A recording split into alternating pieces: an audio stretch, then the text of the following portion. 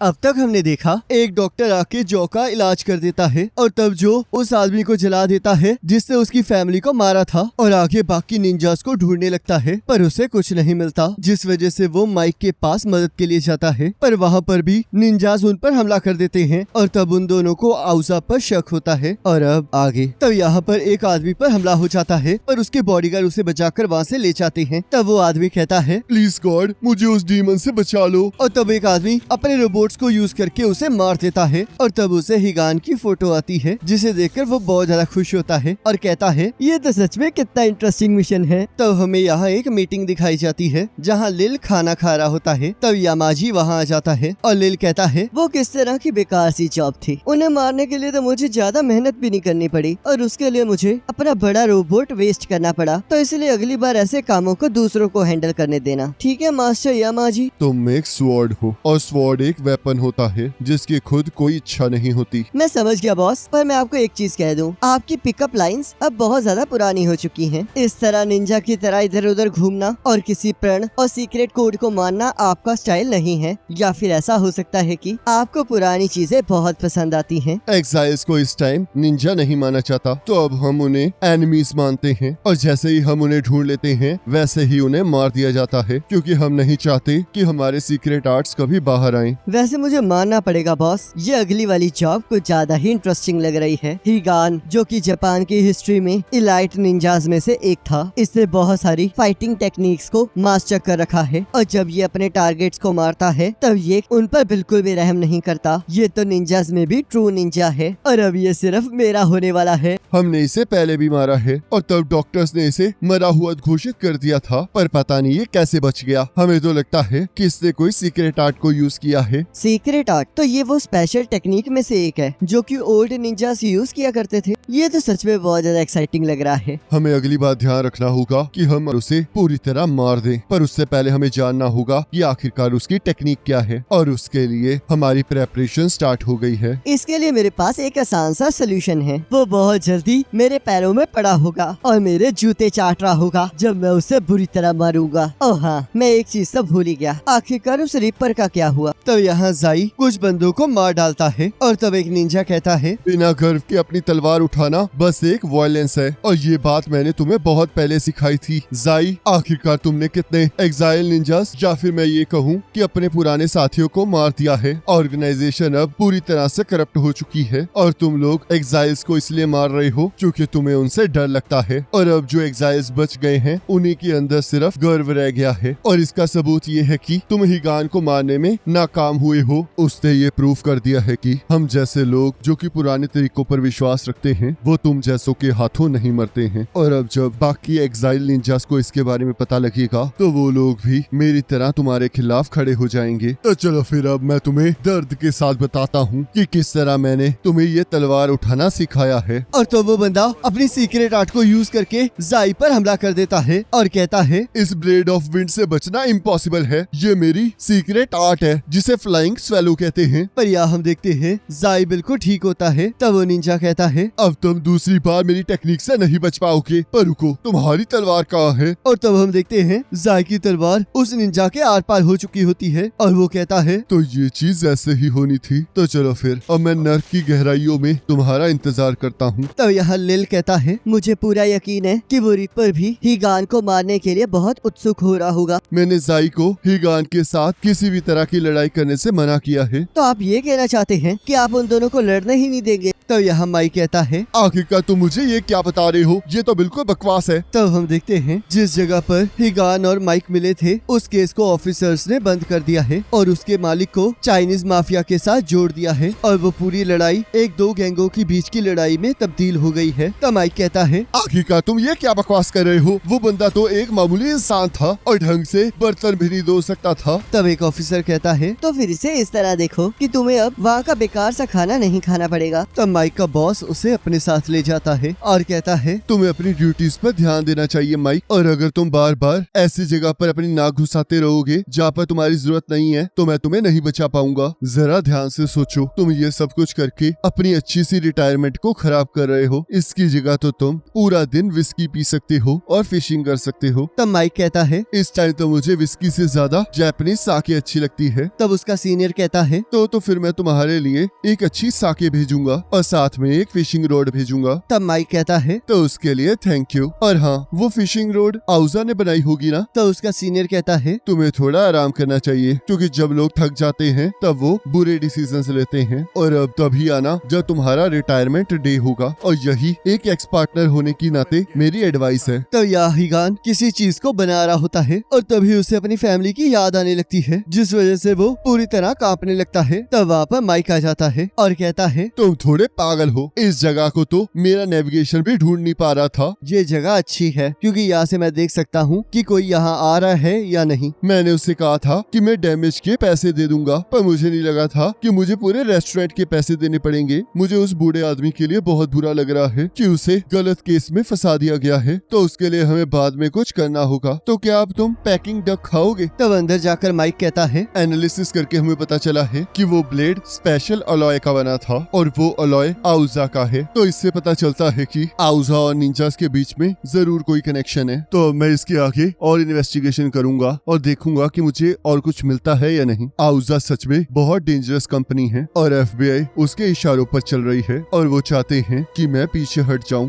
वैसे मैं FBI को ब्लेम भी नहीं कर सकता, क्योंकि अभी मैं खुद मरते हुए बचा हूँ। उन्होंने मेरी फैमिली को मारा, अब मैं उन सभी लोगों को ढूंढकर मार डालूंगा। मैं तुम्हें पहले ही बता दूं, अगर ऐसा कुछ हुआ तो मैं तुम्हें अरेस्ट कर लूंगा, पर लगता है मुझे तुमसे पहले और भी लोगों को हथकड़ियां लगानी पड़ेंगी। मैंने लोगों को क्रिमिनल से बचाने के लिए जॉब ज्वाइन की थी, तो इसलिए मैं यही करूंगा। और वैसे भी मुझे फिशिंग बिल्कुल पसंद नहीं है, तो फिर इसका मतलब अब हम दोनों साथ में हैं। इतने सालों की जॉब में मैं ये कह सकता हूँ कि मैंने आज तक ऐसे पागल निंजास के साथ डील बिल्कुल नहीं की है। तब हिगान माइक को ड्रिंक देता है और कहता है, अगर आप किसी के साथ ड्रिंक शेयर करते हो तो आप उसके साथ एक अलायंस बना लेते हो। मुझे यकीन नहीं हो रहा कि मैं तुम जैसे अजीब बंदे के साथ काम करने वाला हूँ, पर मुझे ये करना होगा क्योंकि मुझे उन बेकार से लोगों को पकड़ना है। और तब वो दोनों ड्रिंक पी लेते हैं। तो माइक कहता है, रुको जरा, ये तो दारू नहीं है, ये एक एनर्जी ड्रिंक है। मुझे तो निंजा समझ में नहीं आते हैं। इसका निंजा से कोई लेना देना नहीं है, मुझे तो बस इसे पीना अच्छा लगता है। इस टाइम हमें आउसा के खिलाफ सबूत मिले हैं और मेरे पास कोई ऐसा है जो कि आउसा के बारे में थोड़ी बहुत चीजें जानता है और शायद वो यहाँ पर आ भी गया है। और तभी हम देखते हैं उनके दरवाजे से एजेंट डक एंटर करती है। तब यहाँ वो लोग मूवी देखने चले जाते हैं और माइक कहता है, तुम्हें याद है ना कि जब तुम नई नई आई थी तब मैंने तुम्हें क्या सिखाया था? आपने सिखाया था कि कभी भी मीटिंग में लेट नहीं होते। अच्छी बात है कि तुम्हें याद है। तो अब मैं तुम्हें ये सिखाने वाला हूँ कि लेट होने का मतलब क्या है। अगर तुम ऐसे ही बात करते रहे तो लड़कियों को तुम पर बिल्कुल इंटरेस्ट नहीं होगा। जरा ध्यान से सुनो, तुम हमेशा लेट आती हो। हाँ हाँ मुझे पता है, पर आखिरकार मैं कर भी क्या सकती थी। मुझे पहले तो काम से छुट्टी लेने का बहाना ढूंढना पड़ा और उसके बाद मुझे घर जाकर इसे वापस लाना पड़ा। अब आखिरकार इस बेकार से कचरे का इन सब से क्या लेना देना? क्या तुम्हें ये बेकार सा कचरा लग रहा है? तुम्हारी वो कार है जिसे बेकार सा कचरा कहा जाता है। वो एक अच्छी कार है क्योंकि वो हमेशा मुझे टाइम पर पहुंचा देती है। तुम्हारा तो गाड़ियों में टेस्ट ही बहुत खराब है।